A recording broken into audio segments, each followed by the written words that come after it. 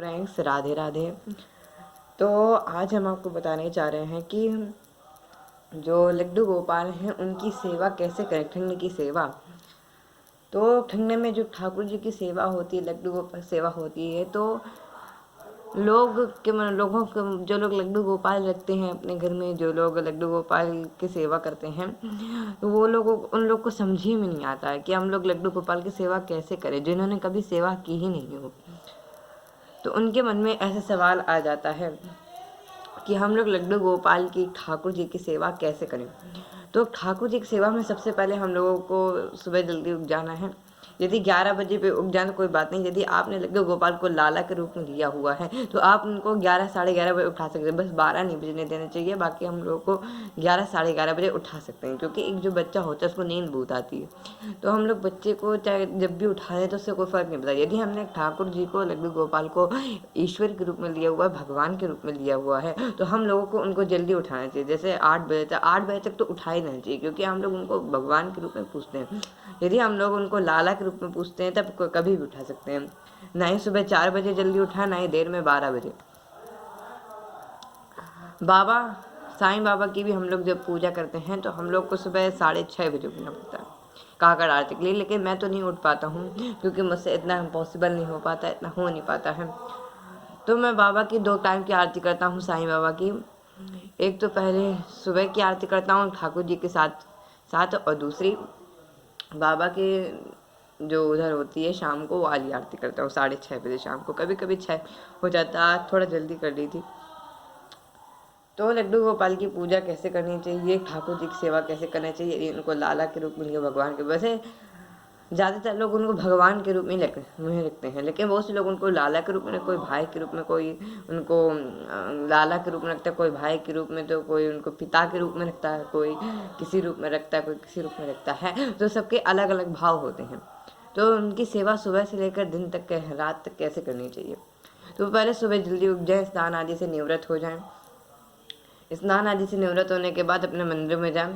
लड्डू गोपाल को पहले न उठाए, पहले मंदिर की लाइट जलाइए, झाड़ू लगाइए मंदिर में। यदि आपका मंदिर अलग है तो फिर अलमारी में आपका मंदिर है तो फिर अलग बात है, झाड़ू लगाने की कोई ज़रूरत नहीं है। आप कपड़े से ज़मीन को भी साफ़ कर सकते हैं, तो पूरा मंदिर साफ़ कर दीजिए। अलमारी साफ़ करने के बाद फिर झाड़ू लगा लेनी चाहिए नीचे, क्योंकि यदि हम लोगों का अलग मंदिर है तो मंदिर में हम लोगों को स्नान के बाद ही झाड़ू लगानी चाहिए।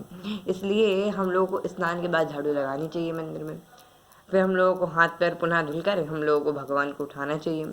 उठाने के बाद उनके लिए गर्म पानी रख दीजिए। गर्मी है तो ठंडा पानी, सर्दी है तो गर्म पानी। गर्म पानी से भगवान को स्नान कराइए, वस्त्र पहना दीजिए, उनके सामने वस्त्र रख दीजिए कि आज उनको कौन सा पहनना है। तो जो उनकी इच्छा होगी भगवान खुद ही स्वयं बता देंगे, तो आपके मन में वही अच्छा लगने लगेगा और भगवान का वही पहना देंगे। ऐसी लीला है बिहारी जी की।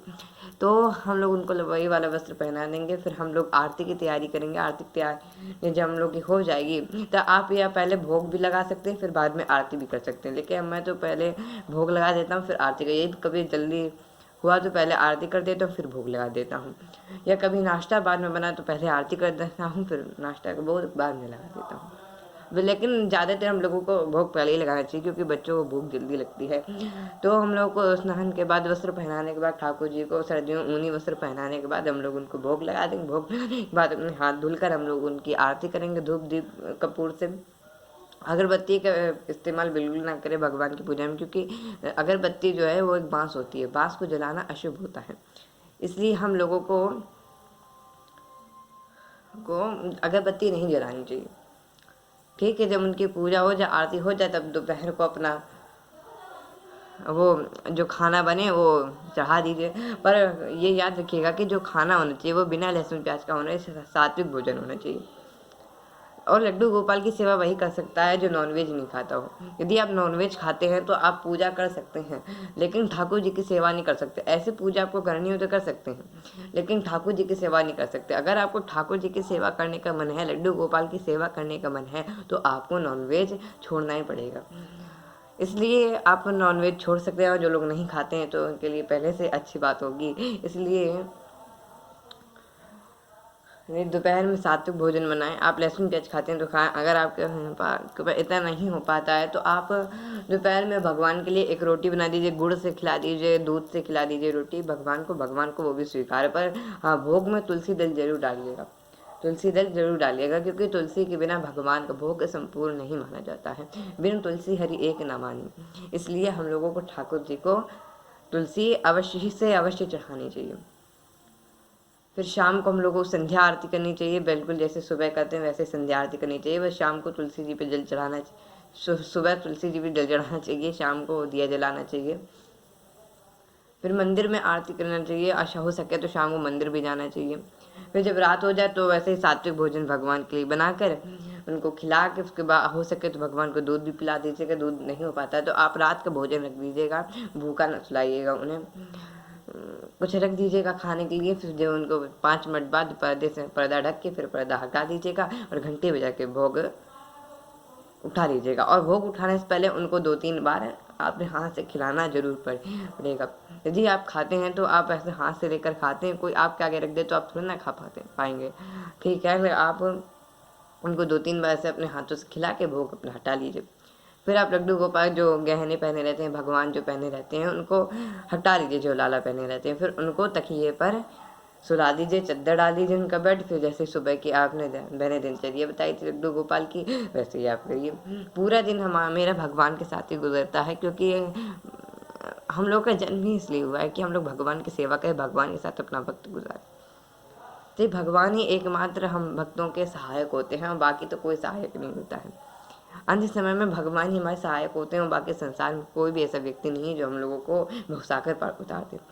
इसलिए हम लोगों को भगवान की शरण में रहना चाहिए, भगवान पर आश्रित रहना चाहिए, क्योंकि जगत में जो कुछ भी भगवान की वजह से हो रहा है, और ईश्वर ही सब कुछ है।